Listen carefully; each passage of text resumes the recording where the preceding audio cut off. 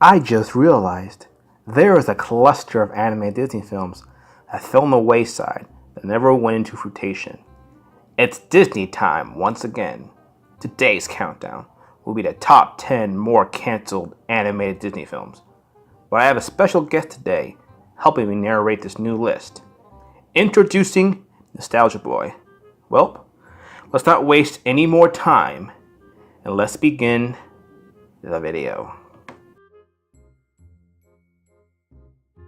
HIAWATHA is an unproduced Disney animated film that would have been released in 1949. HIAWATHA was a follower of the great peacemaker, a prophet and spiritual leader, who proposed the unification of the Iroquois people. This proposed feature was considered to be taken in a similar direction as Fantasia, an artistic but conductory. It would have featured a single storyline. Artwork produced for HIAWATHA would serve as inspirational material for Pocahontas in terms of color direction, character design, and scene composition. It was scrapped near the end of 1949 due to the studio's financial situation prior to the success of Cinderella.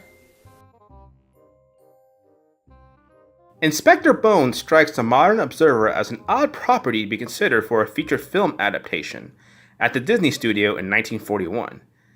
The story seems superficial at best and lacks the emotional depth and appealing characters of Pinocchio, Dumbo, and Bambi. But Inspector Bones never went into production, most likely due to Walt's death and other unspecified reasons.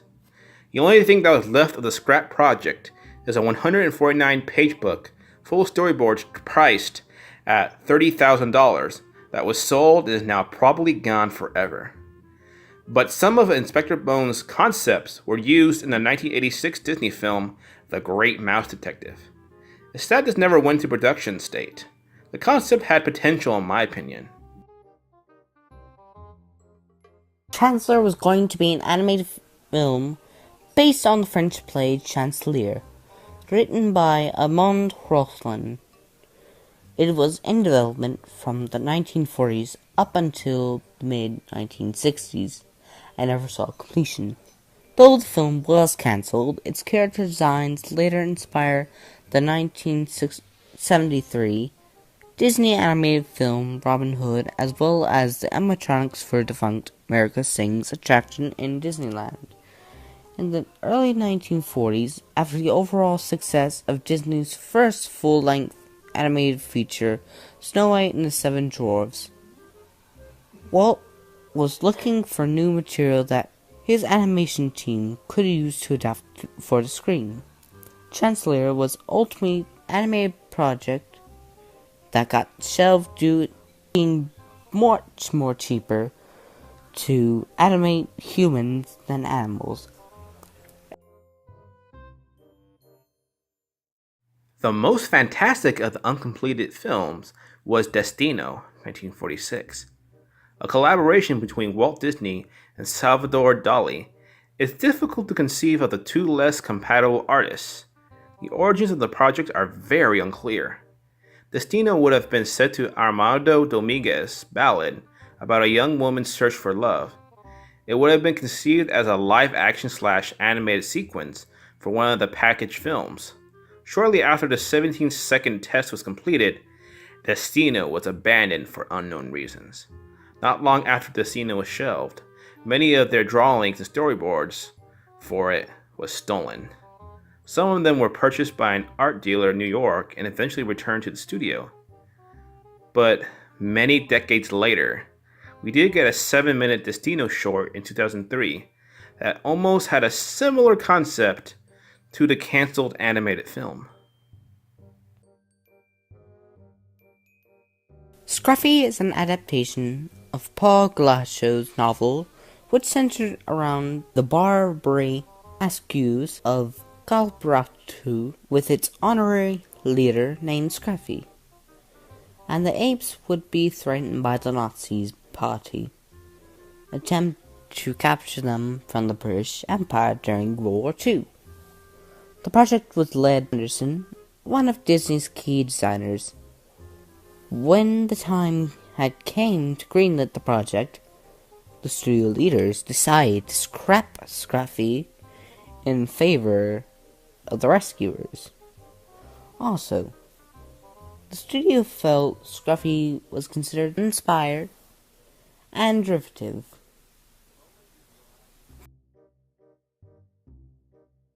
My Peoples was an animated film that began life in late 1999. It was created by Barry Cook, who had previously co-directed Mulan 1 year earlier. Despite many alterations and retools, the movie had gotten fairly far along into production.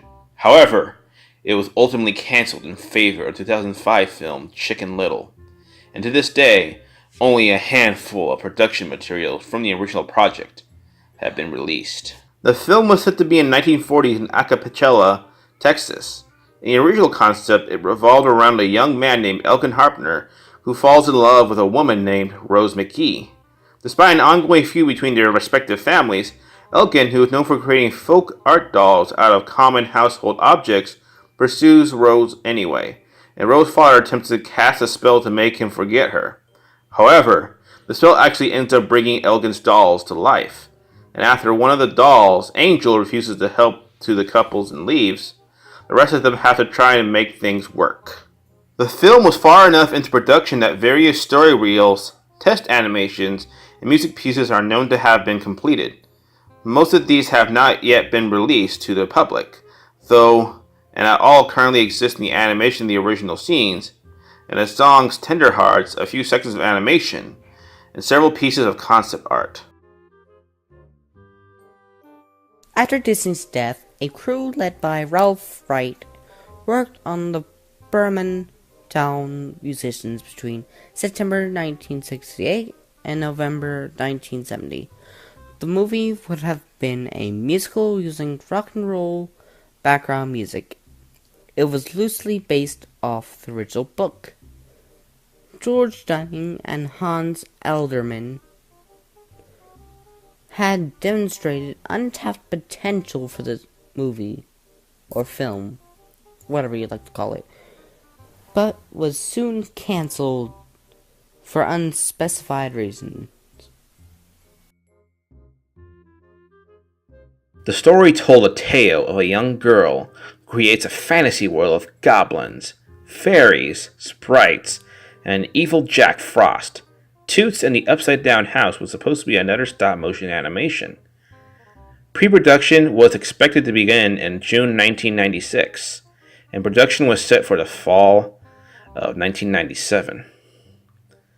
Toots and the Upside Down House was Miramax's first major entry into animation, and was projected to carry a price tag shy of the estimated $30 million plus production cost of Walt Disney's Toy Story before it was cancelled. Unfortunately, this is a project that ended up getting killed by Miramax, which was owned by Disney at the time the movie was a thing.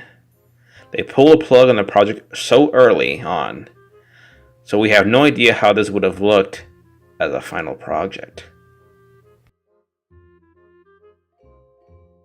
King of the Elves was a film set to be released by Walt Disney Animation Studios, based on a story by Philip K. Dick. The film was originally set to be directed by Aaron Bless and Robert Walker, and produced by John Lester and Chuck Williams.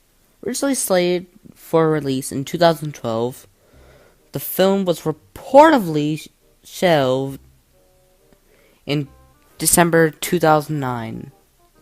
In July 2010, however, since Disney had a change of heart, or at least rumor spread like wildfire, it was reported by various sources that King of the Elves is back in development, and it is being directed by Chris Williams, co-director of both. It was once again later reported that the production was doing so well that it revitalized Frozen for a 2013 release date. Production eventually slated due to problems, and director Chris Williams.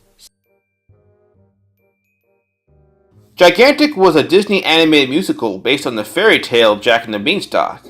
Gigantic would have been set in Spain during the Age of Exploration. It would have followed Jack from the fairy tale as he discovers a world of giants hidden above the clouds. Jack then befriends a female giant named Ema, who is said to be 11 years old, 6 feet tall, fiery, feisty, and a lot of control. It would constantly treat Jack like a doll. Meanwhile, the antagonists of the film, known as the Storm Giants, would have stood at around 120 feet. Gigantic began production in 2013, then under the title Giants, and was announced under the former title at D23 in 2015, then slated for a March 2018 release. The release date was later moved to November 2018, and then again in 2020, until in October 2017, when Disney announced that the film had been shelved because it wasn't working the way they thought. To be honest, I kind of blame Wreck-It Ralph 2 and Frozen 2 to an extent for the cancellation of this film. Then again, maybe Disney was afraid of taking a risk. But who knows what kind of film this would have been.